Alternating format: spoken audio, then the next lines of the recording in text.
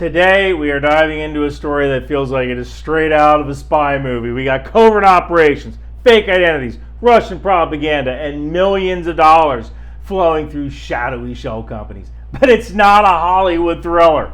Which is funny, because I'm in Hollywood right now. I'm actually in a hotel room in LA. I'm speaking at the 2024 Disaster Expo, sponsored by Oxygen Plus. And I'm speaking specifically about disinformation during a natural disaster, because our adversaries will use disinformation during a natural disaster to cause chaos and cause loss of faith in the American government. They did it during the wildfires in Hawaii last year.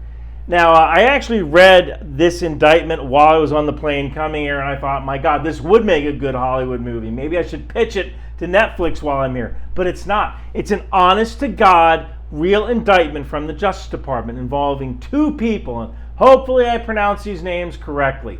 Konstantin Kalashnikov and Elena Afanasьева. And they also mention in the indictment a company based out of Tennessee that is unnamed, but is most likely Tenant Media. Now, you might have heard of Tenant Media before. They are the YouTube home to a bunch of right-wing personalities, Lauren Southern, Tim Pool, Taylor Hanson, Matt Christensen, Dave Rubin, and Benny Johnson. And you know what's crazy? I think I've interacted with all of these people at one point or another because they were spreading disinformation regarding Ukraine. Specifically, Tim Pool, who is probably the worst of the bunch. One funny thing to note. Tim Pool said in a Twitter post, "Should these allegations prove true, I, as well as other personalities and commentators, were deceived and are victims." So, you weren't paid by Russia? You came up with these lies about Ukraine that just so happened to conform to Russia's foreign policy goals on your own? And you did it for free? That's probably the dumbest thing you've ever said, Tim, and you have said some dumb stuff. But go with it. Go with it if you're in front of a judge. I want to see what happens. So, let's start with the absolute basics regarding RT. RT, formerly known as Russia Today, is a media outlet funded and controlled by the Russian government.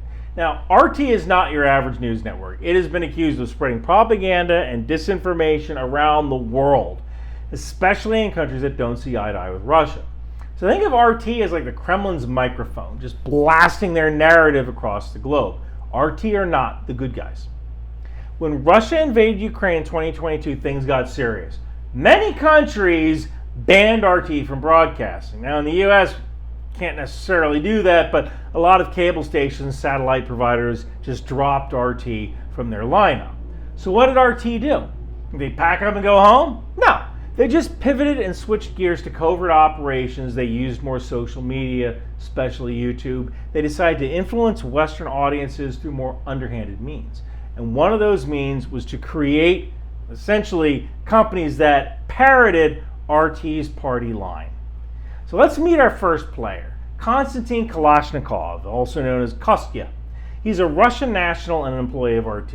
What's his job? Manage digital media projects and, according to the indictment, run covert operations in the US.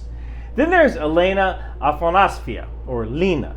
She's another RT employee who works closely with Kostya to manage Tenant's media activities here in the US, all while hiding her true employer of RT. Well, this brings us to Tenant Media. This is a Tennessee-based company at the center of this whole mess, a mess that they kind of created.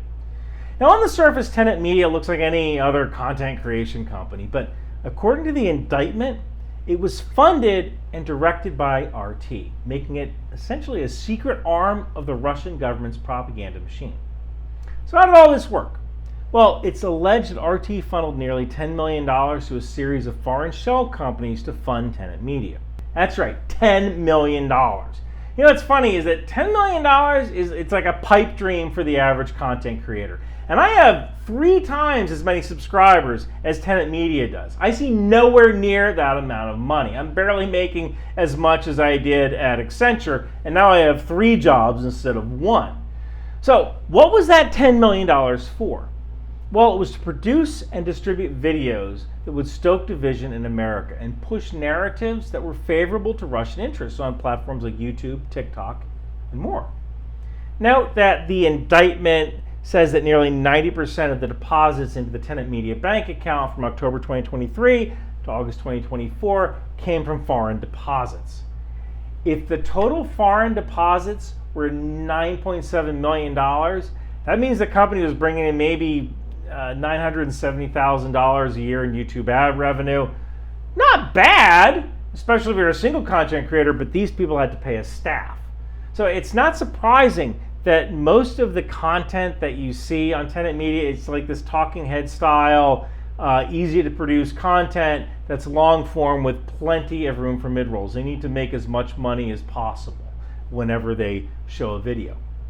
But even with this cheap content, they still couldn't make money and pay all their staff, so they had to be subsidized by RT. Now, the founders of Tenant Media are Liam Donovan and Lauren Chen, also known in the document as Founder 1 and Founder 2. They were contacted by Kalashnikov and Afasanvia to set up this new media company. And the founders were immediately suspicious that these people just wanted to shower them with money. That was kind of weird. So Kalashnikov and Afasanvia, along with an unnamed actor named Persona 1, came up with this fictitious benefactor.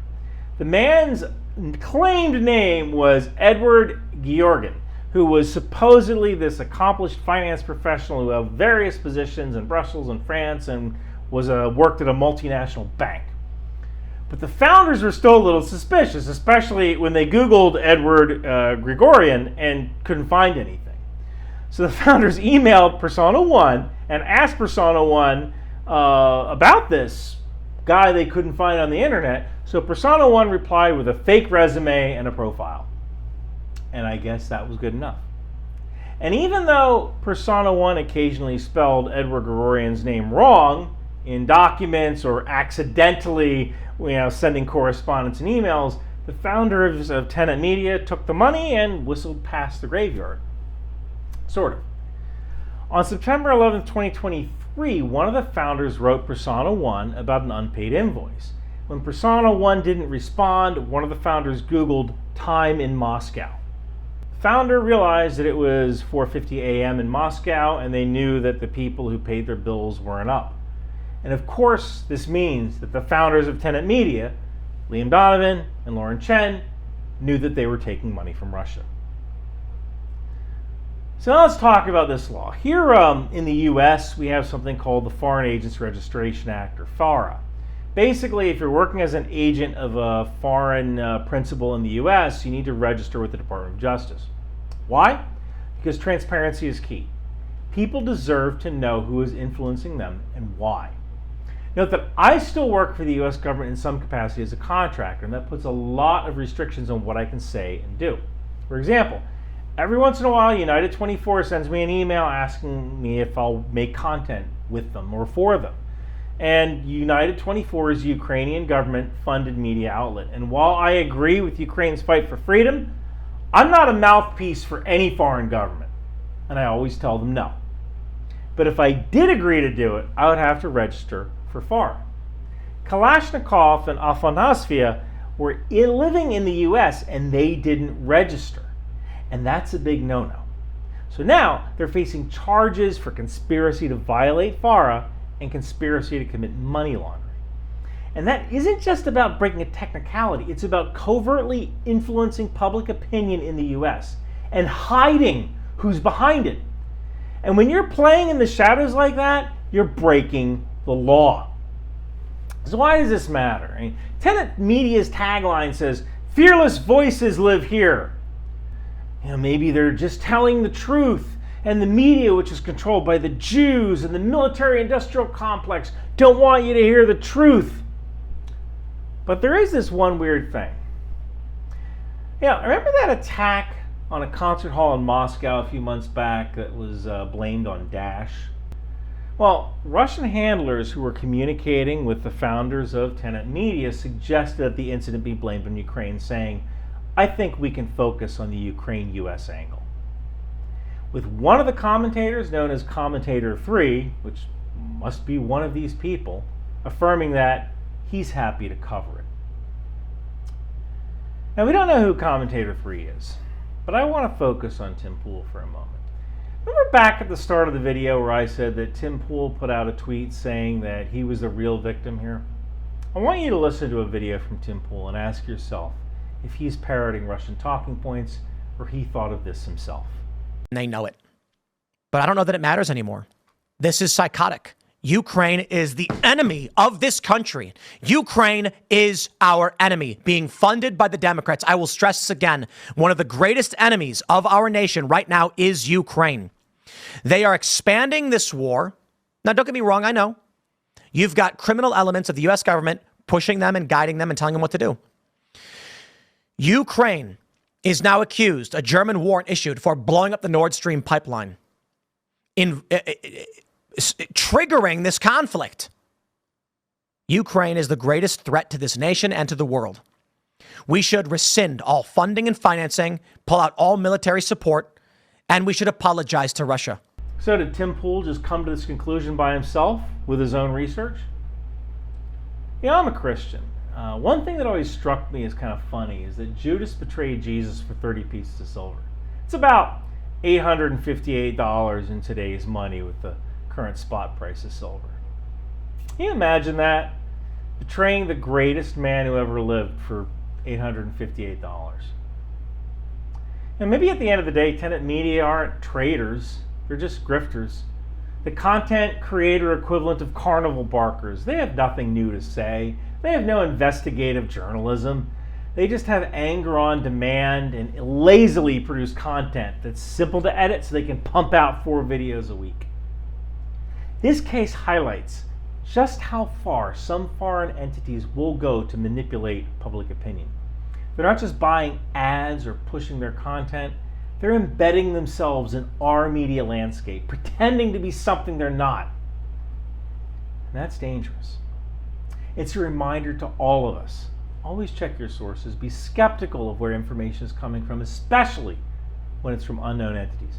And most importantly, stay informed, because when you know what's going on, you're a lot harder to fool.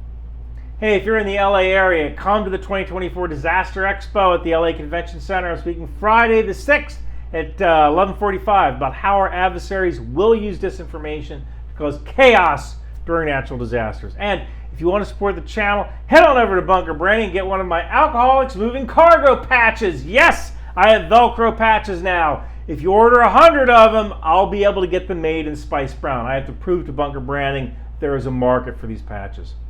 Thank you guys so much for watching.